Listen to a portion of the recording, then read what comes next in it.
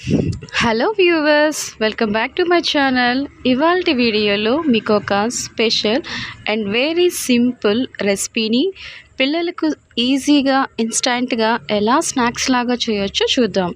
So మొదటగా పాలు వేడి చేసుకొని అటుకులు నీట్గా క్లీన్ చేసేసుకొని ఒక గ్లాస్లో ఒక స్పూన్ చక్కెర, అలాగే ఈ ఈ గ్లాస్లోకి పోసేసుకుంటున్నాను. సో ఇప్పుడు ఇందులో మనం క్లీన్ చేసుకున్న ఈ అటుకులు ఒక గ్లాస్లో మిక్స్ చేస్తున్నాము.